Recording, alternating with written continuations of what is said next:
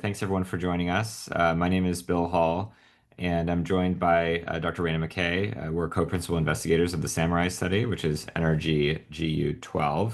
It's a randomized phase 2 trial of stereotactic ablative radiation for metastatic unresected renal cell carcinoma receiving immunotherapy. And we're excited to just give you a reminder about the study, some updates, and then happy to answer any questions or take any comments or feedback about the trial. So thanks everyone for joining. We have a wonderful audience online, and I'll go ahead and get started. So, Dr. McKay and I have the privilege of leading a really wonderful team, and I've listed some of those folks here. We just have an incredible group of medical oncologists, and I really want to highlight our radiation oncologists. This slide is slightly out of date. I didn't notice this until just now. Apologies to Dr. Nagar, who is now at Memorial Sloan Kettering. But we also have Dr. Tang and Dr. Siva. We have Todd Morgan from the urology side. We have a wonderful physics team with Dr. Glidehurst. And then we have several different imaging leads as well as translational science chairs. So on behalf of the team, I'm really excited to welcome everyone to learn a little bit about the study if you don't have it open already. The one piece I would like to highlight about the team is that we have multiple radiation oncologists who have quite a bit of experience in doing renal SBRT on the study team, and we do a lot of peer reviews and feedback, and we talk to sites directly about their plans when we peer review them. So the goal is to really make this a collaborative effort amongst the study team as well as the sites that are accruing. So I think over the past 10 years, the treatment landscape for metastatic renal cell carcinoma has evolved and now includes typically frontline immunotherapy. Those are different combinations of immunotherapy, but most patients are started on frontline immunotherapy when they have metastatic renal cell. And the role of upfront, meaning immediate cytoreductive nephrectomies, is certainly evolving in the modern era. And the impact of upfront cytoreductive nephrectomies for patients with de novo metastatic disease is certainly evolving as well. And there remains no well-established method for addressing the primary tumor in patients that are not candidates for surgical intervention or for patients that refuse surgical intervention. And this is really what we're hoping to address in this study. So, although radiation therapy is a pretty well-established part of the standard of care for patients with metastatic renal cell, its role is less clear in patients who are undergoing immunotherapy, and that's something that we really want to study carefully. Also, SABR is a really attractive strategy to investigate treatment of the primary tumor in patients with metastatic RCC. It's relatively minimally invasive. It's a pretty quick treatment, and by most preclinical and clinical data, it tends to be synergistic with immunotherapy. So it was really with that background that we designed NRG GU012 to test the addition of radiation therapy with immunotherapy when the radiation is treating the primary in patients with metastatic unresected renal cell. So there's a couple reasons why we wanted to try to introduce SABR into this setting. It's a highly effective modality for treatment of the primary tumor, and there's been a lot of data published over the course of the last 3 to 4 years demonstrating how safe and effective SABR is as a treatment of modality for the primary tumor. And there have also been a couple smaller single-arm phase 2 studies that have looked at radiation to metastatic foci as a method of immunomodulation. And both studies had concluded that the combination of SABR with immunotherapy is very safe, but really additional data was needed to evaluate efficacy. So here's the design of the currently ongoing NRG GU012 study. You can see here that it's a randomization that's 2 to 1. The randomization favors SABR, so patients have a slightly higher probability of receiving SABR plus standard immunotherapy versus immunotherapy alone. And you can see the stratification criteria here, as well as some of the other factors that we're considering in the randomization. So the primary objective is to determine whether the addition of SABR to the primary tumor in combination with immunotherapy improves outcomes compared to immunotherapy alone in patients with metastatic unresected renal cell carcinoma.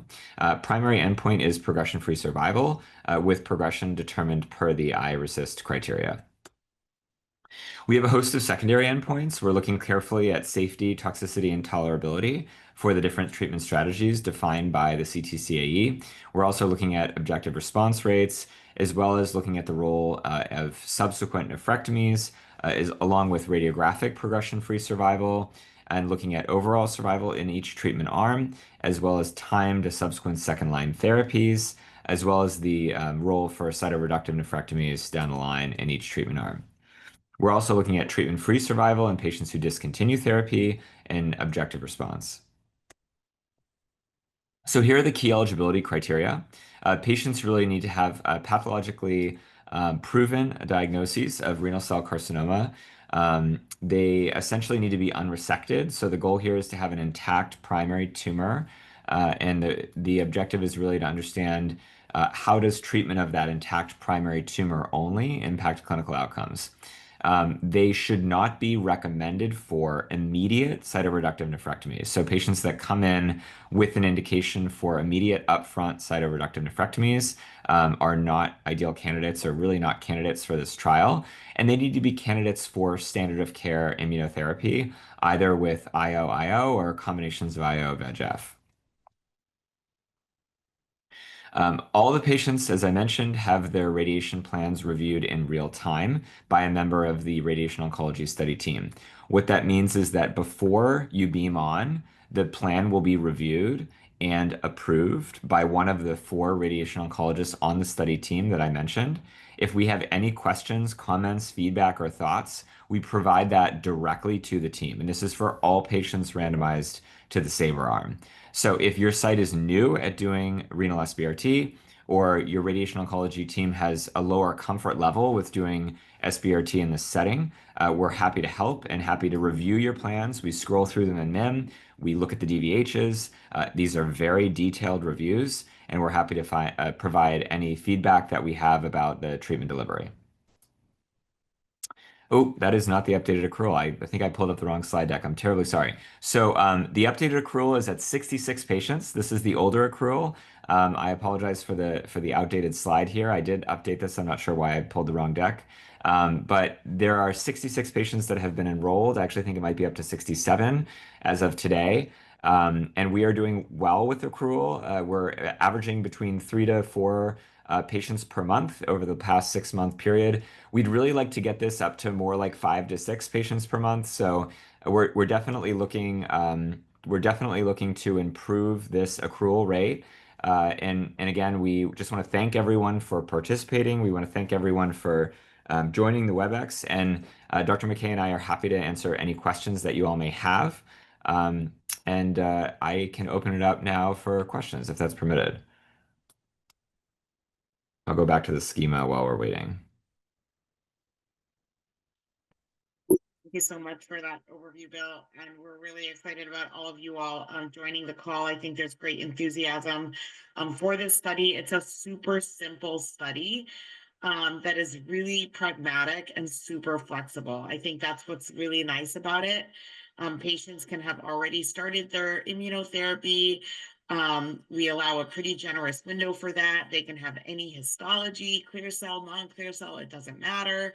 They can be on any FDA approved regimen that's a life prolonging regimen, and they have a good window to get the radiation in at the time of enrollment. So we've had a handful of questions around baseline parameters in the context of patients enrolling on the study having had already started systemic therapy.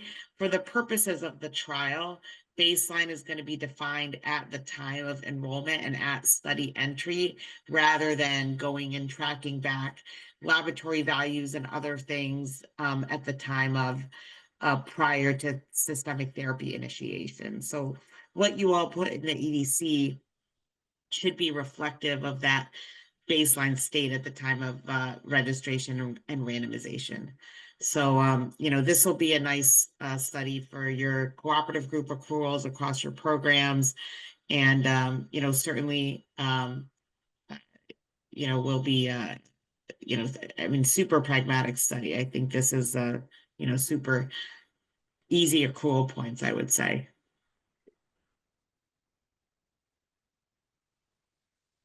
Questions? We do Hi, have some Dr. questions coming in. I don't know if you guys are able to see or if you want me to read it. I can't Oh, see the there question. they are. Oh, I see them now. Okay. What IO combinations are doctors mostly choosing to treat? So, very good question. The four regimens that are included in the protocol are Nivo-Ipi, lenvatinib, pembrolizumab, axitinib, pembrolizumab, and uh, pembrolizumab. I'm forgetting one now. Pemaxi, Nivo Cabo, and Len-Pem are the three IO TKI regimens. We do not include avulimab axi, even though that is an FDA approved regimen, given that there is no OS benefit with that, and it's not really used in clinical practice. So any of the four life prolonging regimens. Then I just saw the other one here. What size of the primary tumor beyond which SBRT is not done as per protocol? We did update this to be pretty generous on the size. Um, we are matching a similarly designed Canadian trial called CytoShrink, which allows up to 20 centimeters. That sounds like a really alarming size from the perspective of a radiation oncologist. There's no question about it. Um, but what I like to emphasize is that the eligibility and the ability to treat safely is really dependent on the DVH criteria. So the goal here is that you have to meet the DVH criteria that are in the protocol.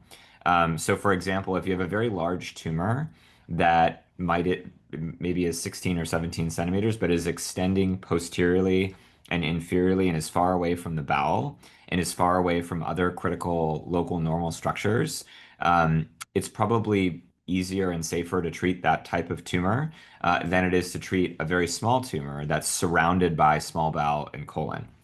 So we're really trying to shift the mentality in this protocol from size as being the only thing that matters, and rather focusing on DVH as probably a more important, a more important parameter for eligibility.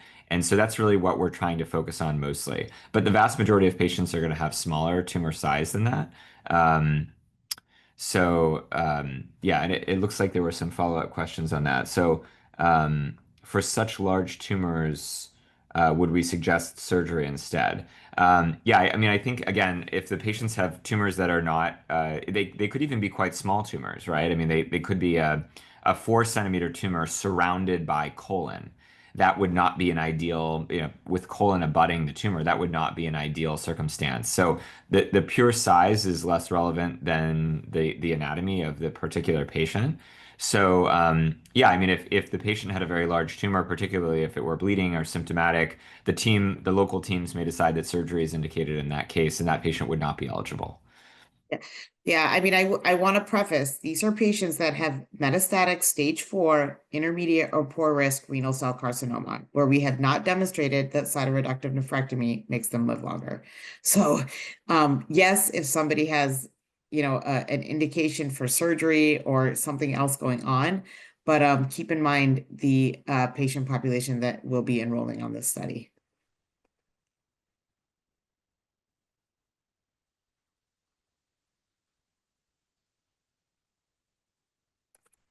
Any other questions? Is anyone, I guess I can pose a question to the audience because we have a really large audience on, so I just want to get feedback from the audience as well. Is anyone seeing barriers to accrual that we haven't addressed? And one of the early barriers that we tried to address was the timeline of patients being on immunotherapy before they were eligible. So we extended that quite a bit. So patients can come in and have already received a few cycles of immunotherapy and be eligible for this study. So that actually has been a category of patients that we've been quite successful in accruing, because sometimes patients will, come for a second opinion and they already started immunotherapy at a different site, and they may not be eligible for a novel combinatorial drug trial, but they are certainly eligible for Samurai.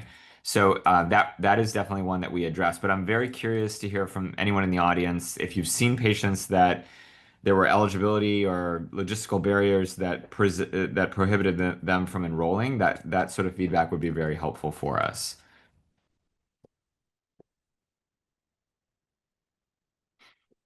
It looks like there's a question: do we enroll patients with uni kidney? Um, I'm presuming the individual asking the question is wondering if we would enroll patients with like only one kidney. A unilateral kidney with Uh, a renal mass. I think it's going to be dependent on the renal underlying renal function and suspected toxicity. I think, obviously in that context, the risk of renal damage is much higher. I would be very, very careful around, you know, um, not to say radiating, but just kind of balancing the risks and the benefits. I don't Yeah, think we have an estimate for the clear cell, non-clear cell patients. we actually I think literally Ted, the statistician, sent me an email about this yesterday, and I don't know the number off the top of my head, but we still have a fairly large number of non-clear cell accruals that we can complete on the trial, but we are monitoring that closely. Uh, yeah, I actually I meant to forward that to you, Dr. McKay. Okay, there looks like there's one. Our institution is prioritizing the probe trial. Um, okay, that's fine. Yeah, it looks like by the time they're deemed ineligible and considered for the study, they're outside of the 90-day IO window. Um, I'd be curious from that site how frequently that's happening. That's actually really spectacular feedback.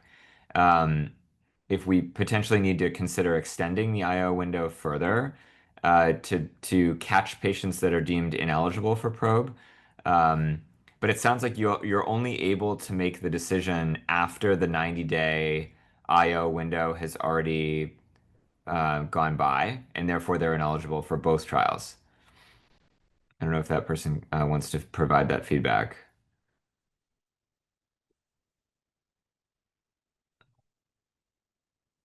It looks like the question came from Lauren Lucas. Yeah, we got more chat here coming in. Okay. They're initially sent to urology, so we can't capture them through RADONC. I see. Um, that's a big problem. Yeah, so the way that, okay. Um, yeah, I mean, that sounds like something that would be worth, okay, extension of the window would help. What duration of extension do you think would be helpful? Would we Yeah. need to extend it by like 30 days or would something like 14 days be sufficient? I'm just curious. Or does it have to be even longer?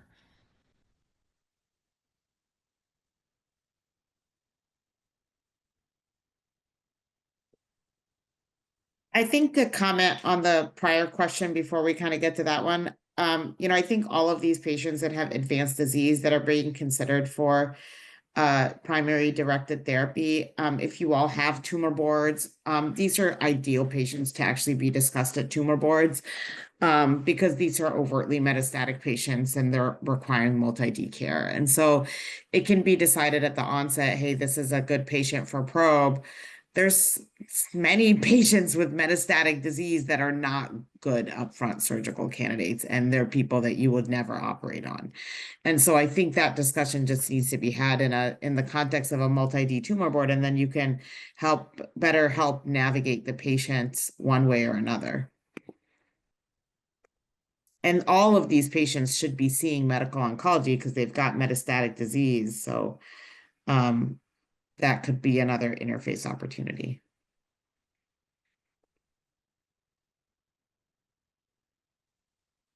Yeah, and the other piece is, we've worked really closely with a lot of patient advocacy groups in designing the trial, and there are substantial percentages of patients that don't want to undergo surgery. So I think that's important that we recognize that patient need. That was a large part of why we designed the study in the first place.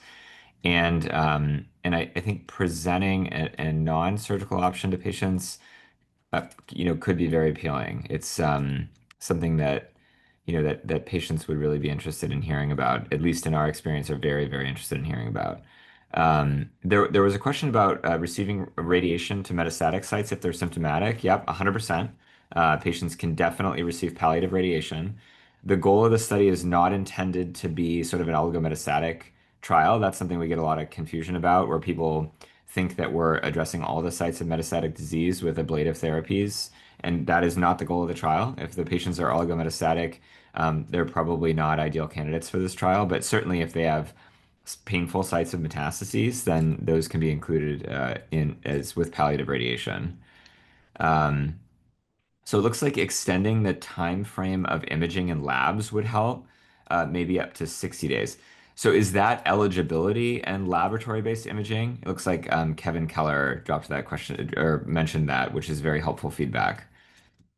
Right. Yeah, I mean, I think realistically, these people are on systemic therapy, and usually the labs are not the rate limiter for getting the patient on. So I can't imagine that we would say it's okay that a patient had a CBC 60 days prior to them enrolling without any interim check and they've got metastatic disease and they're about to embark on systemic therapy. Like the labs are usually not the rate limiter. It's usually the imaging or the EKG or an echo or something like that, which this study does not have that EKG and echo, it's just scans. And the scan window has been broadened. Bill, correct me if I'm wrong. I think it's now 6 weeks. I think it is. Yeah, I'd have to go back and double check though. Um, so I don't know, Kevin Keller, if you want to provide a little bit of clarification there, is that we're happy to take that feedback via email or in the chat. If there's anything that we're missing with that question, certainly happy to look at that. Um, Okay, so question here. Did you experience till now any differences in the EGFR values after SBRT IO? Um, no, great question. There's a lot of data that's been published on this for SBRT without IO. Certainly part of why we're doing the trial, something that we really want to understand. And a big impetus for this trial was to understand what are the interactions between SBRT and IO. We are studying that, looking at that closely, but we haven't seen anything, in terms of signals in the early toxicity data that we've looked at of issues with GFR. So the answer to that is no. And there is, again, great data, like really, really, really strong data in the non-IO setting that SBRT does not meaningfully, if done properly, does not meaningfully impact GFR rates, for sure. So then there's a comment there. We participated in cytoshrink. Are there any glaring differences other than the RT dose and more IO options? No, I believe it's safe to say that the two studies are nearly identical, with the exception of Samurai does have a different radiation dose. We have 42 gray and 3 fractions, whereas the cytoshrink trial is doing 30 to 40 gray and 5 fractions. Definitely a key difference there. That's a relatively significant difference. Um, there's certainly some nuance. I just want to call out on that though. While the numerical dose that we're prescribing on this trial is 42 gray and 3 fractions, there is a tremendous amount of flexibility with regard to the PTV coverage. So this is really speaking to the radiation oncologists and dosimetry focused team members in the audience, where 42 gray and 3 fractions is a depending on the percentage of PTV coverage can be an extremely wide range of dose distributions, and we are allowing incredible leniency with the percentage of PTV coverage. So you'll see in the RT section that we go very low with regard to permissible PTV coverage, where it brings the effective dose much lower than 42 gray and 3 fractions, depending on the size of the tumor. So I think, we'll have to look ultimately at comparative dosimetry between the two trials, but my suspicion is that they'll end up being relatively similar. Um, so yeah, and then we do have more IO options. So CytoShrink has just the one IO option, and we have multiple IO options to the discretion of the local site. And I think CytoShrink has finished accrual or is very close to finishing It's accrual. finished accrual. Yeah. Yeah, it's completed. Yeah. So anyone that had cytoshrink open, this is a very natural extension. I guess the longer the better, but maybe up to 90 to 120 days for studies required. Sometimes I'm just reading that comment, sorry. So sometimes it's fair amount of time until they get to tumor board. Okay. So it sounds like the comment is really pertaining to the longer the better for the eligibility assessment, up to 90 to 120 days. We'll have to talk about that one on the team. I think 90 to 120 days, things can change a lot in terms of the staging and labs and stuff like that. But it definitely is something that we can take back to the team. Is there MDT involved at the time of accrual? And how is the decision how the decision is taken of not to do surgery, but instead SBRT? Doesn't it create a bias? Um, I'd love to hear more about that comment. We do require that there's multidisciplinary input, so the patients are intended to see a multidisciplinary team, which would certainly include urology. Um, there's definitely going to be a bias in this study where these folks are going to tend to be non-operative patients, of which there are a lot. So when we go ultimately to compare the results between, say, probe and this, people will do that naturally, just looking at the results. There is certainly going to be a bias for this study to be lower performance status, probably leaning toward more non-operative type This is candidates. going to Yeah, probably enroll sicker patients, right? Like yeah, anybody who's got 100%. metastatic disease, who's got, intermediate poor risk disease, that's a candidate for surgery. That's a very different phenotype than somebody who is not a candidate for surgery. Yeah. And that's a very clinical decision that is made collectively with the team of doctors taking care of an individual.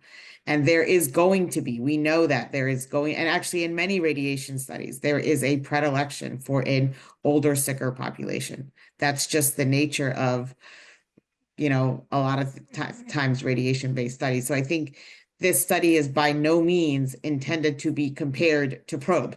This is a different study answering a completely different question about the added benefit of radiation in this context.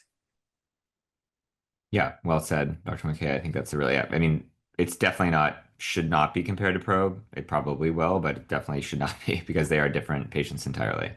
But yeah, there is, to address the question again, to summarize, there's definitely intended to be multidisciplinary input. And if that doesn't, I don't know if that addresses the question completely. If it doesn't, certainly drop another comment in the chat. Happy to.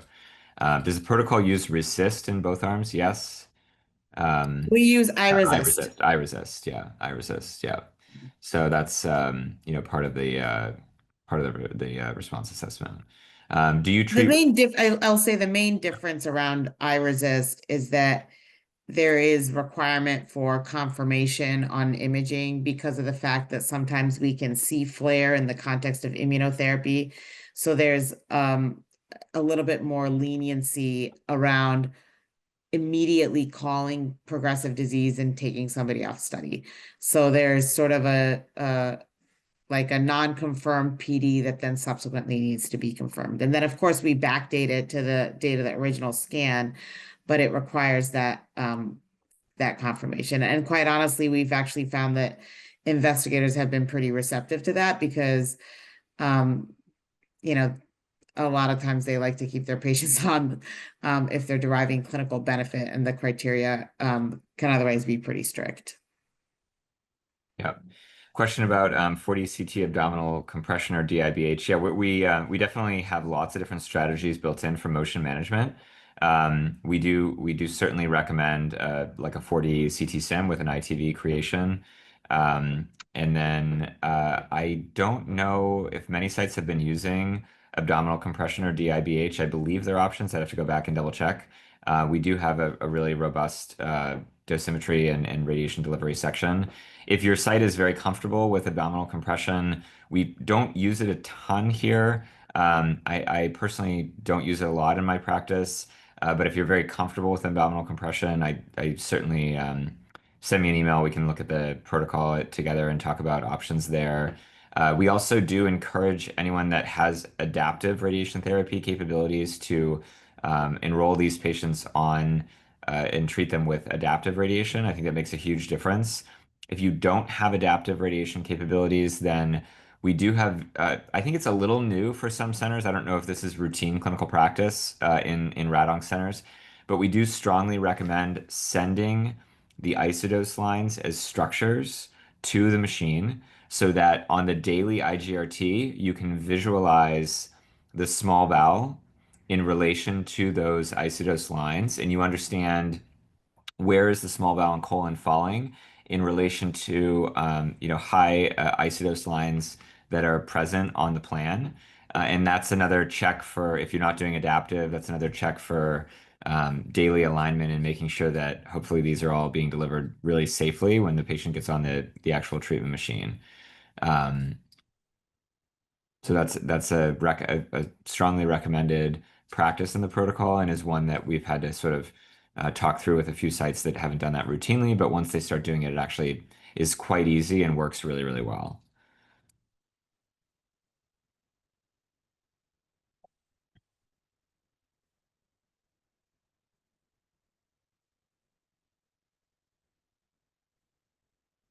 Great. Really good questions. Hopefully, Yeah. you all are finding this super helpful. And we're always available if anyone wants to talk through additional questions or has more specific things they want to go over. Dr. McKay and I are amply available to talk over the phone or um, I certainly prefer email less, but if you want to talk over email, I'm happy to do that as well. And we're happy to give specific feedback on anything with regard to plans or more specific questions that centers may have about enrollment, or if anyone encounters limitations or barriers, please let us know. We can definitely look at that, the one that was brought up about the probe trial. And I just want to let people know we did record this session. So Carol put something in the chat. We're going to be posting it to CTSU and the NRG website by the end of next week, after we get it up and running. Wonderful. Okay. There's no additional comments. I can close this out, and I can also forward any emails that are sent my way to both of the PIs for the trial. So Wonderful. Okay, thank you Thank so you, much. everyone. thank you. Have a wonderful Have a great weekend. afternoon. Bye-bye. Bye.